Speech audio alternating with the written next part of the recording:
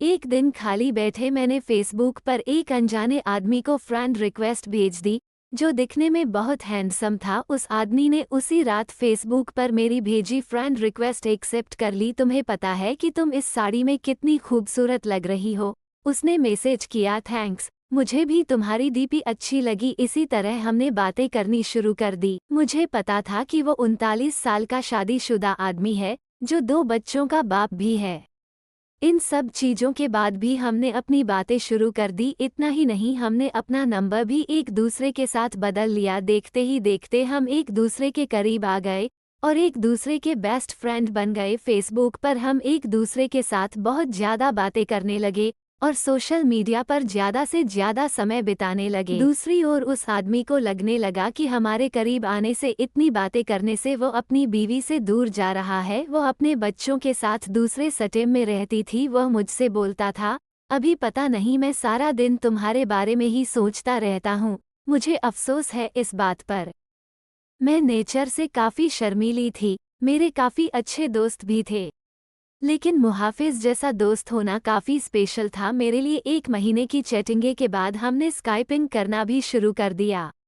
हम उस पर बातें कम और एक दूसरे को घंटों निहारा ज्यादा करते थे। एक रात वो मेरे साथ वीडियो कॉल पर था। उसने बोला, ऐसे देखते देखते कहीं प्यार ना हो। खैर, अब हम रोज ही वीडियो कॉल करने लग गए। हम इतने पास आ चुके थे कि अब हम एक रियल कपल की तरह बिहेव करने लगे थे। हम रोमांस करते, एक दूसरे को चिढ़ाते और थोड़ी लड़ाइयाँ भी करते। कहने का मतलब था कि एक 17 साल की लड़की को 39 साल के आदमी से प्यार हो गया था। जिस तरह से प्यार की कोई उम्र नहीं होती, उसी तरह से हम दोनों को भी अपना रिश्ता बिल्कुल गलत नहीं लगा। हमें नहीं लगा कि हमने कुछ गलत काम किया है। एक रात की बात थी, जब ये दोनों बेड पर सेक्स के लिए गए। तभी इनके फ़ोन पर मैंने मैसेज और अपनी फ़ोटो भेजी। इनकी वाइफ ने उठ का फ़ोन जैसे ही खोला, मेरी फ़ोटो उन्हें दिखी। उसकी वाइफ ने कोई रिएक्शन नहीं दिया, बस मुहाफिज को जोर का थप्पड़ मारा और रोने लगी। 3 दिनों के बाद वो घर छोड़कर चली गई।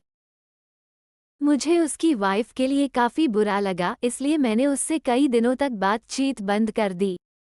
उसकी वाइफ के जाने के बाद हम फिर से मिले और हमने लॉन्ग ड्राइव पर जाने का प्लान बना। उसी शाम उसने मुझे प्रपोज किया, मुझे सिर्फ तुम ही चाहिए और कुछ नहीं। अपनी जवानी में मैं काफ़ी सारी लड़कियों से मिला, पर तुम ही एक ऐसी लड़की हो जिसने मेरा दिल चुराया है। वहाँ कुछ देर के लिए शांति छा गई। फिर उसने मुझे आई लव यू बोला। उसकी आंखों में आंसू थे। हम एक दूसरे को किस करना चाहते थे, गले लगना चाहते थे। दूसरे दिन मुझे एक मैसेज मिला जिसमें उसने लिखा था, हे डार्लिंग, आई लव यू, लेकिन मेरा परिवार भी है, मेरी कुछ ड्यूटीज भी हैं। यह मेरा तुमको आखिरी मैसेज है।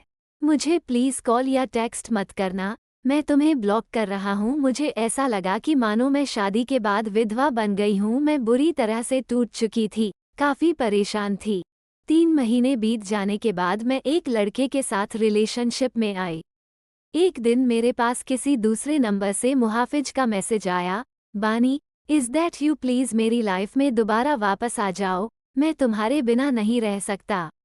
मैं समझ गई कि यह उसी का नंबर है और फूट फूट कर रोने लगी। 1 घंटे की चैटिंग के बाद मेरा दिल फिर से पिघलने लगा। मेरे बॉयफ्रेंड को इन सब चीज़ों के बारे में कुछ नहीं पता था। मैंने उससे सब कुछ छुपा कर रखा था। मैंने उस पूरी रात केवल मुहाफिज से बातें की। उसने मुझे घर पर लंच के लिए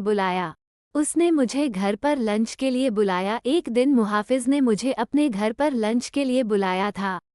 मैंने हाँ कर दी और चली गई। घर जाकर मैंने देखा कि वो खाली था और वहाँ केवल मुहाफिज के कोई नहीं था। उसने मुझे अंदर बुलाकर फ्रेश होने के लिए बुलाया। उसने ढेर सारी बातें की और खाने की टेबल सजाई। मेरे लिए ये सब नया था, मैं केवल इधर उधर देख रही थी। तभी अचानक मैं जैसे ही पीछे मुड़ी, उसके होंठ मेरे होंठों पर थे। हम एक दूसरे को किस करने लगे। मैं भूल गई वो कौन है और मेरी उम्र कितनी है। वो पहला टाइम था जब मैं किसी के साथ सेक्स कर रही थी, वो भी ये जाने कि हमने प्रोटेक्शन ली है या नहीं।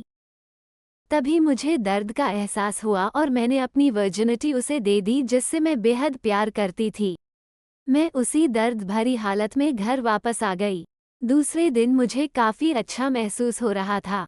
अब मुझे पूरी तरह से एहसास हो चुका था कि वो मुझे कभी नहीं छोड़ेगा।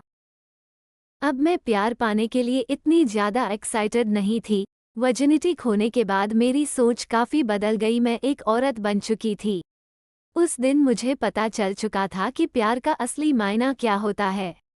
एक दिन मैंने अपनी फीलिंग्स के बारे में मुहाफिज को बताया और बोला कि मुझे हमेशा के लिए छोड़ दे। उसने कहा कि कोशिश करेगा। धीरे धीरे मुहाफिज का नाम मेरी जिंदगी से मिटता चला गया।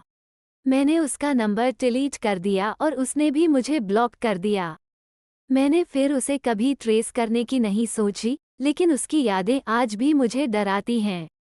मैं खुश थी कि मैं इस अजीब से लगने वाले रिश्ते से बाहर आ गई, लेकिन आज भी वो आदमी मेरा पहला प्यार रहेगा। मैं भगवान से दुआ मांगती हूँ कि मुझे जब भी कोई दे तो वो एकदम मुहाफिज जैसा हो।